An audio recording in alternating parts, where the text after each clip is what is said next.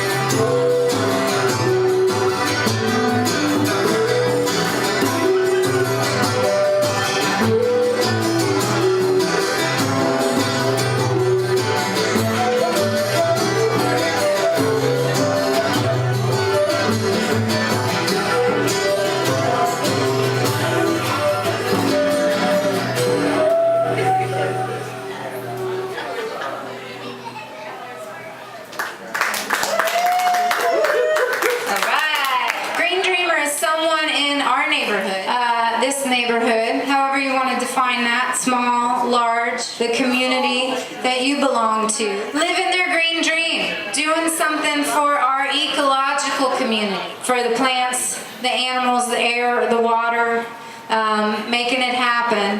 And this month, the GreenDreamer of the month is our very own 9 Mile Run Watershed Association, right down the street. Let's give it up.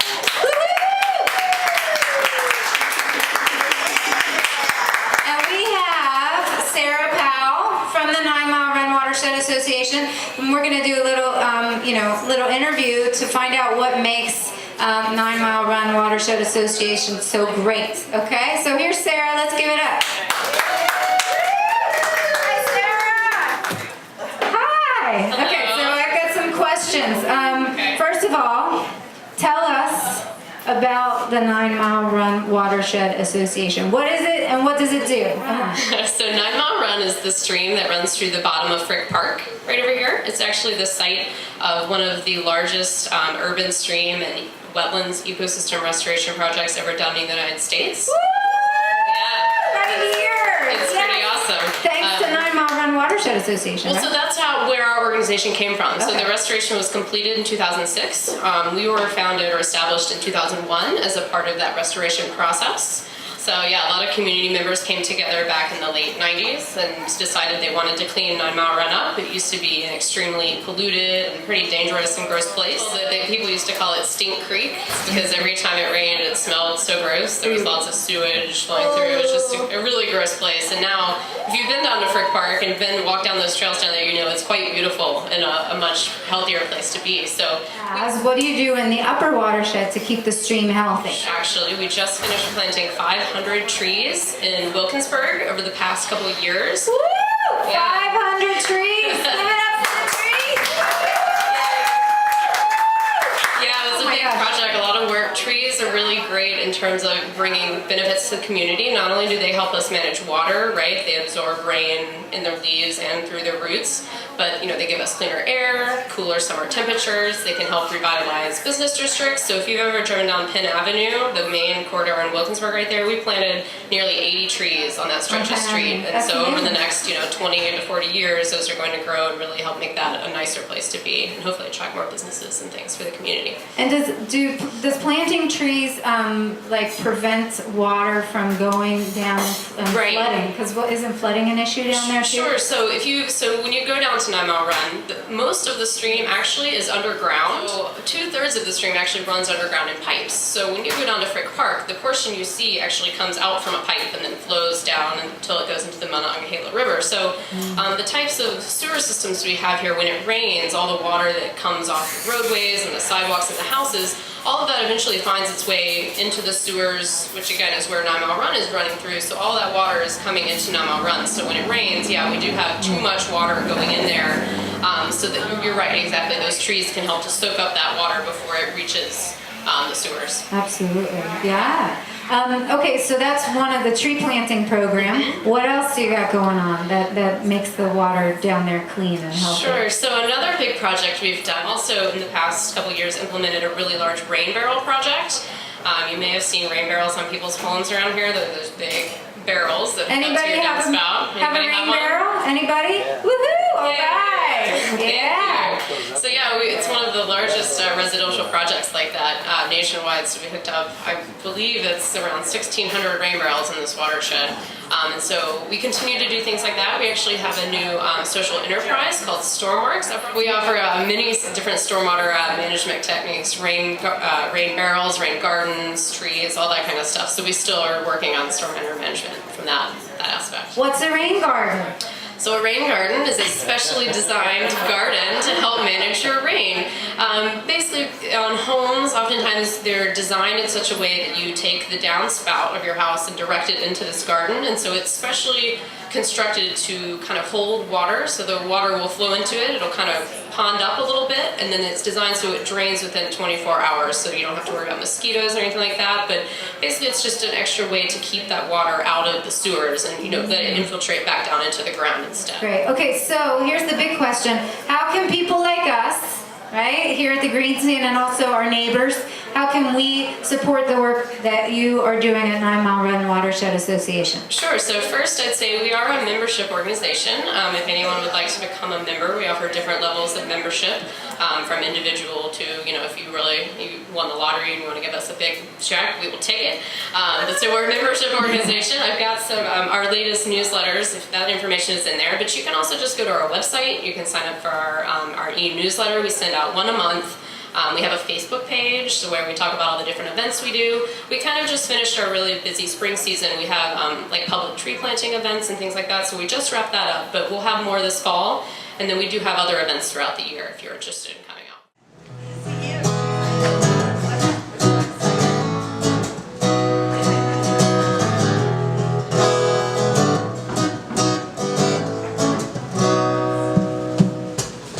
I wanna be full of grace when I wake up in the morning.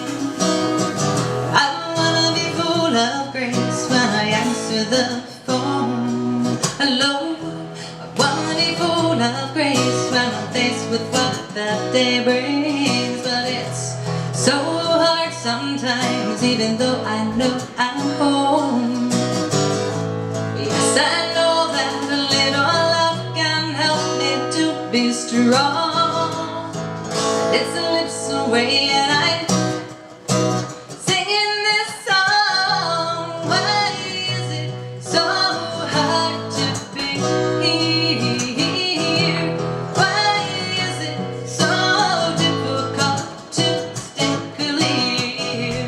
Why is it so amazingly rough to stay real? Why is it so hard to be here?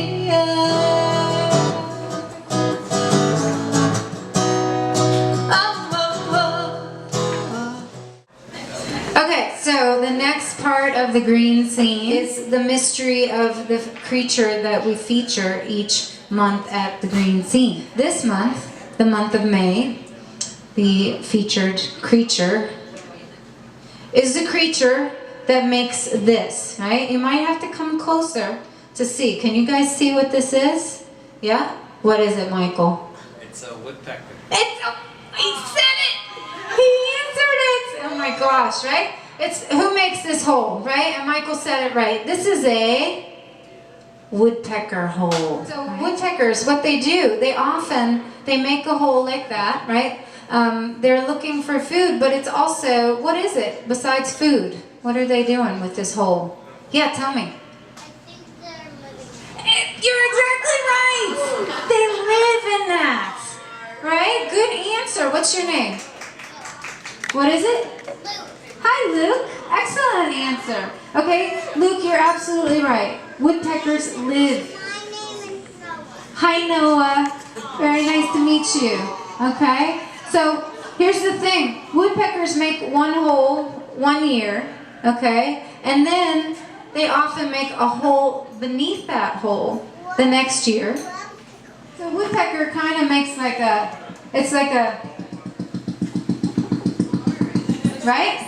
Because they've got really, here's the thing about woodpeckers, okay? Woodpeckers have very strong, what's that called that comes out of their mouth? Right? And woodpeckers have really, really long tongues. Their tongues come out of their beak sometimes 2 inches because they're looking for bugs. They're making the holes in the tree. The tongue comes out, and on the tip of their tongue, it's like a barb, right? It's really sharp because they poke and they get insects, and then they pull them in, and they eat insects, and then they stick their tongue out, and they get another insect and take it in, and that's what they're doing, right? So they go, and they make a hole, they make a hole, they make a hole, and then they stick their tongue in it, and they grab bugs and they eat the bugs. We have lots of different kinds of woodpeckers. The woodpecker in that photo is a red-bellied woodpecker, okay? But it's funny because it doesn't really have a red belly. Somebody was having a weird day when they named this creature. It really has a red head. A little bit of a red belly, but more of a red head. So the red-bellied woodpecker makes that sound, okay? So when you hear that, you know it's our friend, the red-bellied woodpecker, okay? Right? Red-bellied woodpeckers are often confused with yellow-bellied sapsuckers. Woodpeckers make big holes like this, okay? Sapsuckers, you ever see little holes like about this big and all in a row, okay? So that's a sapsucker, small holes and in a horizontal line, okay? Sapsuckers actually suck the sap out of trees, right? There's a big question, thank you so much, right? There's a big question, do woodpeckers cause damage to our trees? Trees have a lot of dead wood anyway. They're going through the dead wood and they're looking for the insects that are eating the tree anyway. So it kind of balances itself out. So let's give it up for the red-bellied woodpecker, the featured creature of the month. We are a silver land spinning round.